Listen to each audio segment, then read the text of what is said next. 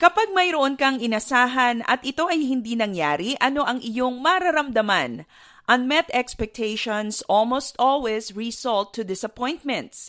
Mayroong aplikante sa kumpanya ninyo na sa tingin mo ay mahusay at puno ng potensyal. Pero nang inyong i-hire, naku, ubod pala ng tamad. Mahusay lang magsalita pero kulang na kulang sa gawa. Disappointing, hindi ba?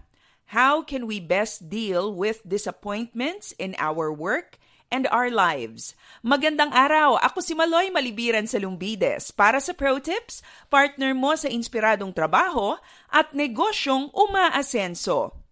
Maraming pagkakataon madidisappoint tayo sa tao, sa ating trabaho at sa mga pangyayari sa paligid natin.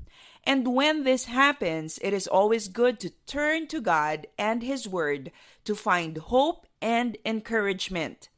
If your plans and expectations didn't materialize as you wanted, know that there is a God-ordained purpose behind it.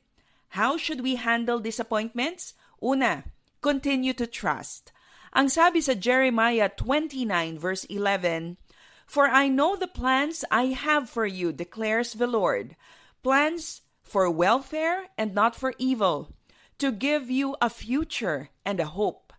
Patuloy mong panghawakan ang salita at pangako ng Diyos dahil kahit ano pa ang nangyayari sa paligid mo, diyan sa iyong trabaho, tiyak na ang sinabi ng Diyos ay hindi magbabago. Disappointing events in your life and career do not mean a cancellation of God's good plans for you.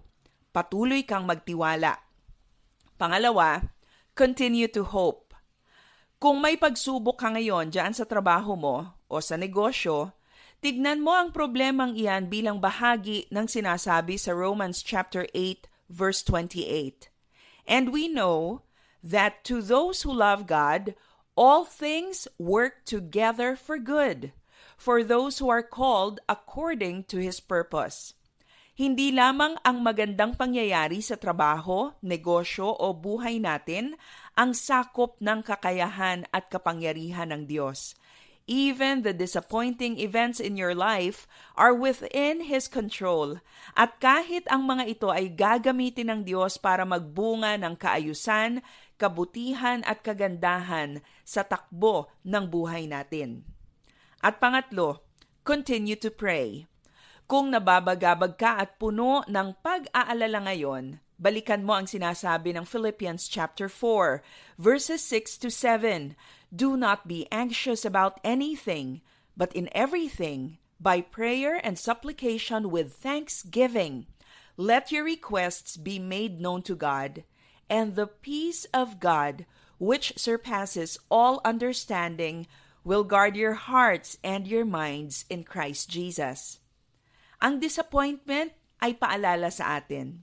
They remind us of our need to depend on God and to call on Him. Maraming bagay sa buhay mo ang labas sa kaya mong i-control. But all these are within God's control. Kapag ikaw ay discouraged at disappointed, sa Diyos tayo lumapit. Sa Kanya tayo tumawag. Continue to trust, continue to hope, continue to pray. People will disappoint us, but God won't. Para sa Pro Tips, ako si Maloy Malibiran sa Lumbides. Be a blessing in the workplace today.